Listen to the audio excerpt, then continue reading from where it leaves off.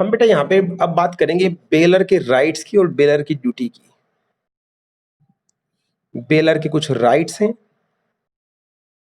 And duties, और कुछ बेली की भी तो राइट्स एंड ड्यूटी है। बेली की भी क्या है, कुछ राइट्स एंड ड्यूटीज। सर क्या है ये, क्या नहीं है?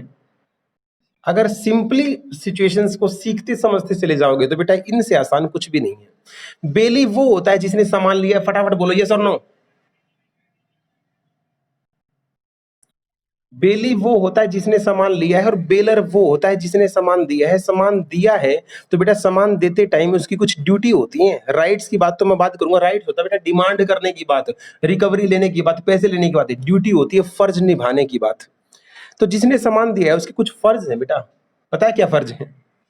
सामान देते टाइम अगर वो सामान डेंजर इन नेचर का है, डेंजर इन नेचर का है, तो आप बताएं क्या इस बात को डिस्क्लोज करना चाहिए था या नहीं करना चाहिए था?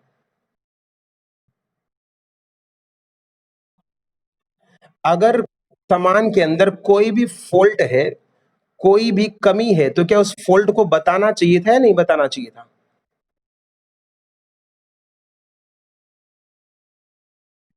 बिल्कुल बताना चाहिए था बेटे। अगर मैं इसका एग्जाम्पल लूं, और बात सुनिएगा, ये मत कहना सर ग्रेसियस में बताना चाहिए था या नॉन ग्रेसियस में बताना चाहिए था। बेटा पेपर में ऐसी बात मत करना।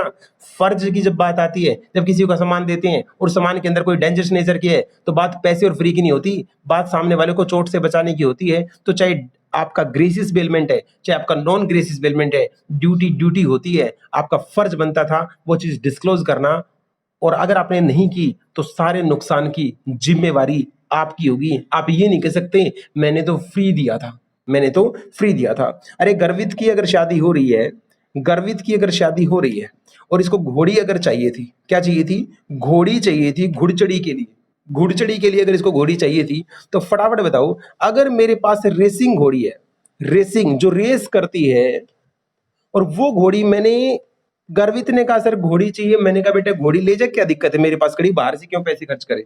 और इसने मुझे पर्पज भी बताया था सर मुझे घुड़चड़ी के लिए चाहिए, लेकिन स्टिल मैंने इसको रेसिंग घोड़ी पकड़ा दी। अब जैसे ही ढोल या डीजे पे थाप लगेगी, डीजे बजेगा, तो घोड़ी ने तो 100 किलोमीटर प्रति आवर की रफ्तार पकड़नी थी ना बेटा। अब गर्वित का क्या हाल होगा वो आप लोग इमेजिन कर सकते हैं। फटाफट बताओ, अगर इसके 17 प्लस्तर हुए हैं, 17 प्लस्तर हुए हैं, तो उनके पैसे कौन देगा? पैसे किसको देने पड़ेंगे? वेद सोनी को। वेद सोनी कोर्ट में एक बात कह रहा है, मैंने तो जी फ्री दी थी, मैंने कौन से पैसे लिए हैं, मैंने तो फ्री दी थी, ये बेलमेंट तो ग्रेसियस है, इसलिए मैं नुकसान को क्यों भुगतूं? क्या वेद सोनी की सुनी जाएगी?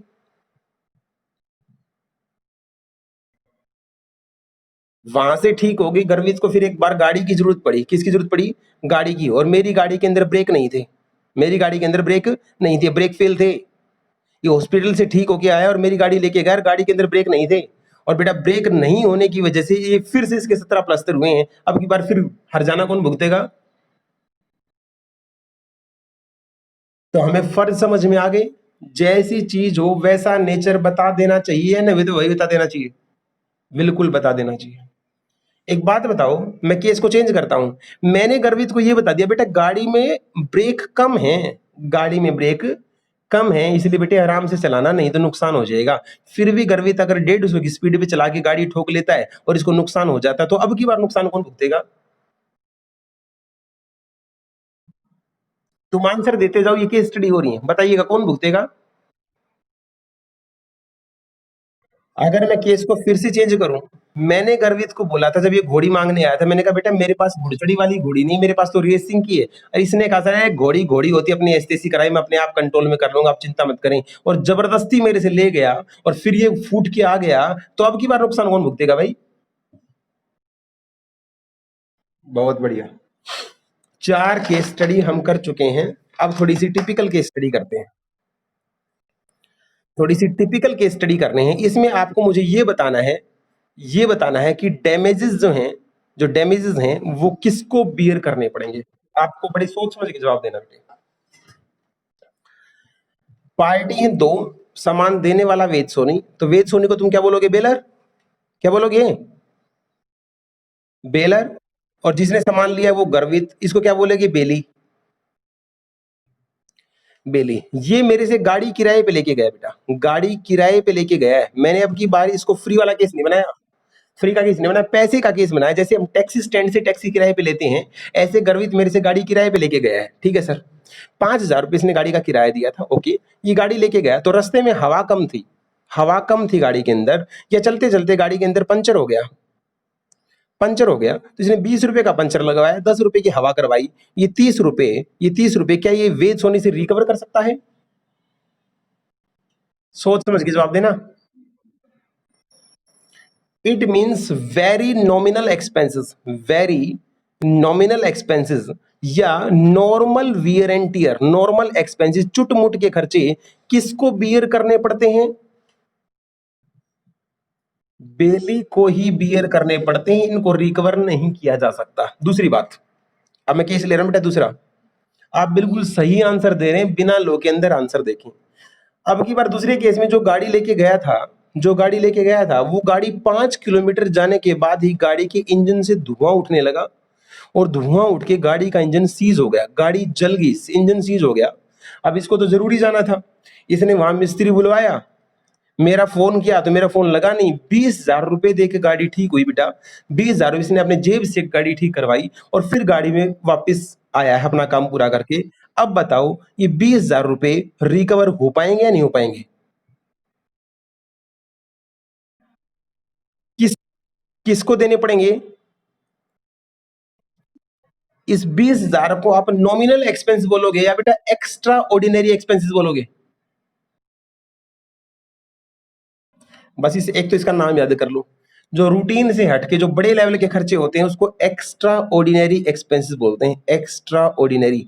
ये हमेशा उसको बियर करने पड़ते हैं जो जिसने सामान दिया था, मतलब बेलर, बेलर। अब यहां पे मैं इस केस को थोड़ा सा एलोबरेट करता हूं, आपको देखना है ध्यान से। वेद सोनी 20,000 रुपए देने से मना कर गया, वेद सोनी 20,000 रुपए देने से मना कर गया, बोला मैं तो ना दूं भाई, मैं तो नहीं देता। तो मेरा सवाल आपसे क्या है, क्या बेटा गर्वित, क्या गर्वित मेरी गाड़ी को, मेरी गाड़ी जो उसके पास है, अपने पोजेशन में रख सकता है? जब तक मैं इसके पैसे वापस नहीं दूं, क्या गर्वित गाड़ी को अपने कब्जे में ले सकता है? यस और नो?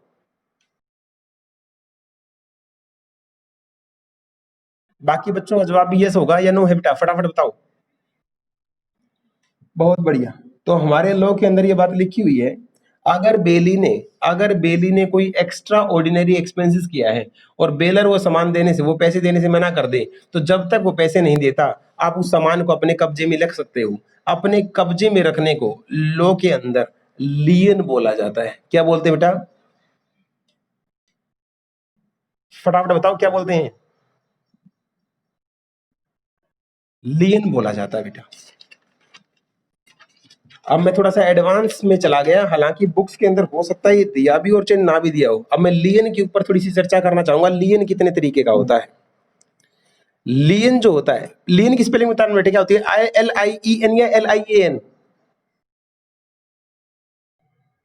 लियन दो तरीके का होता है, एक होता है जनरल लियन, एक होता है पर्टिकुलर लियन। क्या कोई बच्चा बता सकता है जनरल लियन क्या होता है और पर्टिकुलर लियन क्या होता है? बोलो बेटा, किसी को पता है जनरल लियन क्या होता है और पर्टिकुलर क्या होता है?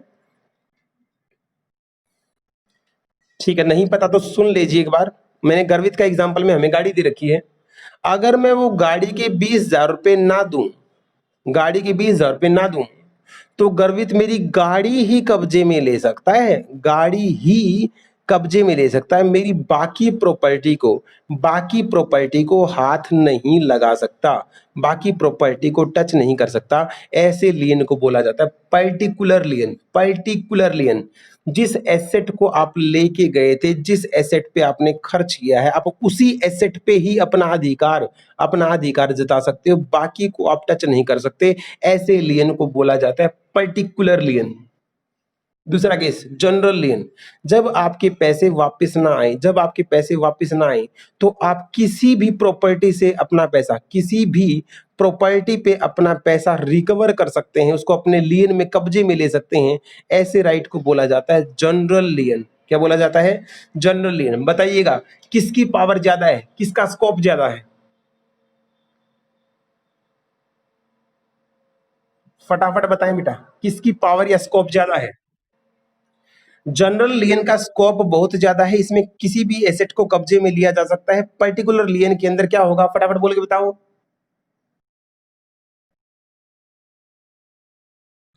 शाबाश। क्या आपको लियन दो तरीके का होता है, जनरल और पर्टिकुलर, ये बात समझ में आ गई?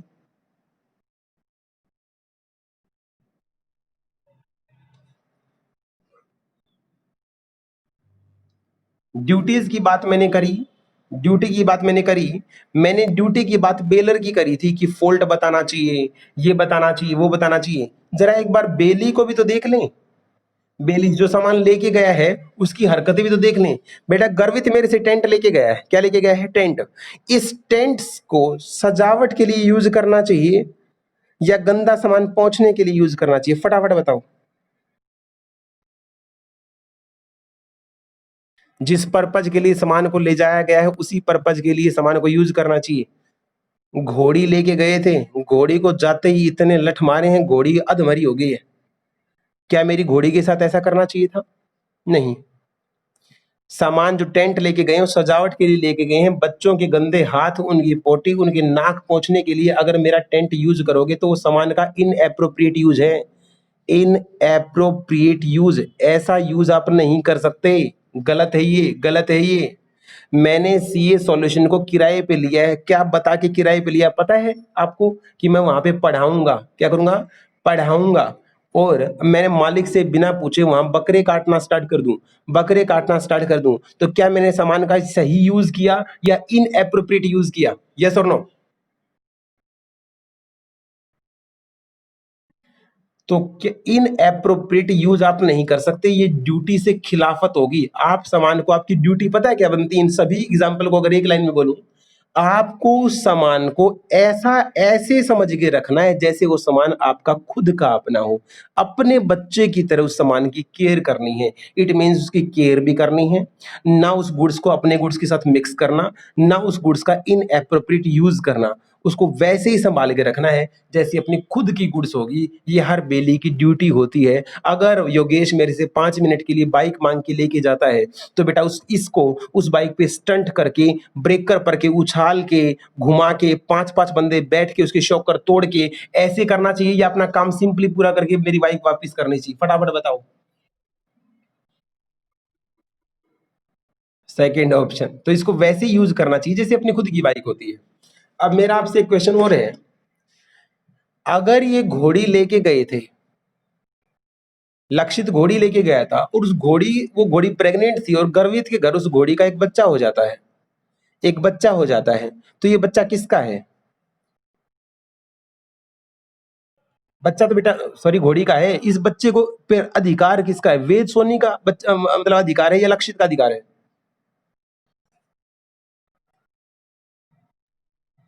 अब गर्व ये कह रहा है लक्षित की सर घोड़ी लेके गए थे, मैंने कहा, बोला घोड़ी आपकी वापस आ गई, बच्चा हमारा। क्या ऐसा होगा? बताओ, ये बच्चे के ऊपर चिपटे बैठे हैं, बच्चा वापस नहीं दे रहे, वेद सोनी बच्चा लेके जाएगा नहीं लेके जाएगा? एक्रीशन इसको बोलते हैं बेटा, एक्रीशन। जो सामान आप लेके गए हो और उस सामान में अगर कोई वृद्धि हो जाती है, क्या हो जाती है? वृद्धि हो जाती है, तो वो वृद्धि भी किसकी है? जिसने सामान दिया है, जिसने सामान दिया है। बेलर, मैंने घोड़ी दी थी, इनके घर में जाके घोड़ी के 3 बच्चे हो गए, तो एक घोड़ी और 3 ये 4 दी थी, एक हो गए 4, तो 4 के 4 किसके? बेलर के। तो सामान के अंदर अगर कोई एक्रीशन होता है, सामान के अंदर कोई वृद्धि होती है, तो लक्षित उस पे चिमटेगा तो उसको ये चीज नहीं मिल सकती। वो चीज बेलर की है, बेलर की थी और बेलर की ही रहेगी। क्या आपको इस पॉइंट में कोई डाउट है?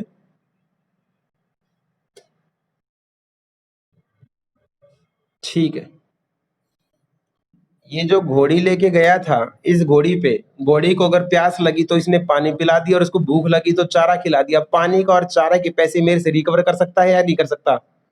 क्या पानी और चारे के पैसे मेरे से रिकवर कर सकता है लक्षित? अरे तेरी ऐसी तैसी, ये नॉर्मल एक्सपेंसेस है बेटा, नॉर्मल एक्सपेंसेस है। अब आगे चलो। घोड़ी जाते ही बीमार पड़ी, एकदम पता नहीं गर्वित, लक्षित जैसे ही घोड़ी पे चढ़ा, घोड़ी को आए चक्कर और वो क्या हो गई, बीमार। और बीमार होते बेटा उसका हो गया ऑपरेशन, और 30,000 रुपए ऑपरेशन पे खर्च हो गए। बताइए ये पैसे रिकवर करेगा नहीं करेगा? क्योंकि ये एक्सपेंसेस कौन से नेचर के हैं, और ये एक्सपेंसेस पानी वगैरह पिला दिया था, चारा वगैरह खिला दिया, कौन से नेचर के हैं? ऑर्डिनरी। ऑर्डिनरी एक्सपेंसेस चुटमुट खर्चे, और एक्स्ट्रा ऑर्डिनरी। अब मैं इसी सवाल को रिपीट में आगे से पूछूं, जब तक मैं 30,000 रुपए नहीं दे दूंगा लक्षित को, क्या ये मेरी घोड़ी छोड़ेगा? ये वापस नहीं देगा, इसके पास लियन का राइट है, और लियन दो तरीके का होता है, फटाफट बताओ कौन सा? जितने केस बन सकते थे उतने केस मैंने यहाँ पे बना दिए।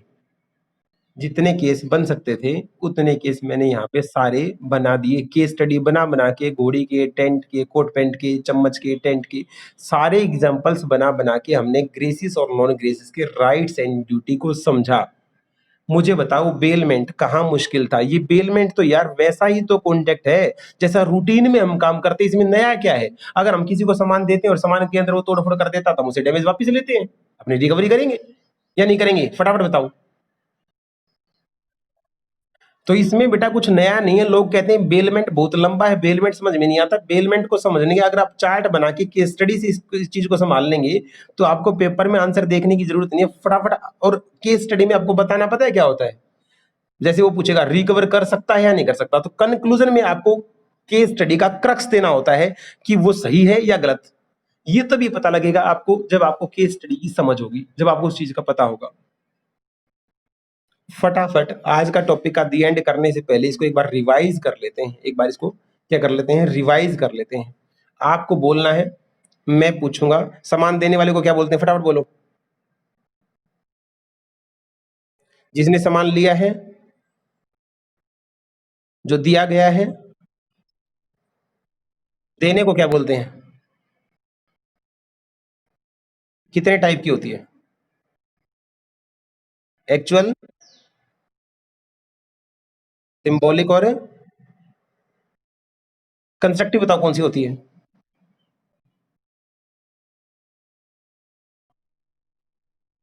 सिंबॉलिक का एग्जांपल क्या है?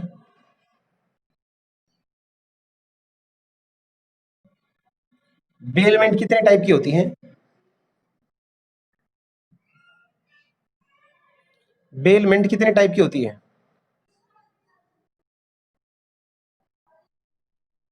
कौन सी? ग्रेसिस का एक सबसे बड़ा नुकसान बताओ क्या है? इसको इंग्लिश में क्या बोलते हैं? तो इस वर्ड को याद कर लो बेटा, ऐसे नहीं कभी विस्मान को वापस ले सकता। इसको इस ऐसे याद करो, pre mature withdrawal, pre mature delivery. कभी भी आपकी डिलीवरी पूरी होने से पहले ही, आपका काम पूरा होने से पहले वो प्री मेच्योर उसको लेके जा सकता है। हाँ लेके जाएगा, बेइज्जती होगी, डैमेज देगा नहीं देगा? डैमेज देगा, बहुत बढ़िया। एक्सपेंसेस दो टाइप के होते हैं। एक्सपेंसेस दो टाइप के होते हैं, फटाफट बताओ कौन से? Extra ordinary. ऑर्डिनरी किसको बियर करने पड़ते हैं? जो सामान को यूज कर रहा है, जैसे बेली। और एक्स्ट्रा ऑर्डिनरी किसको बियर करने पड़ते हैं? बेलर को। अगर बेलर एक्स्ट्रा ऑर्डिनरी पे ना करे तो बेली के पास क्या कोई राइट होता है? किस चीज का? लियन बोलो बेटा इसको, क्या राइट होता है उसके पास? लियन का राइट होता है। लियन दो तरीके होता है, फटाफट होता कौन सा? क्या बता सकते हैं जनरल राइट कौन सा होता है, पर्टिकुलर कौन सा होता है? किसी भी चीज को दबाया जा सकता है, किसी भी चीज को दबा सकते हो। जनरल सिर्फ उसी चीज को दबा सकते हो जिसके लिए आपने पैसा खर्च कर रखा है। पर्टिकुलर, ठीक है जी।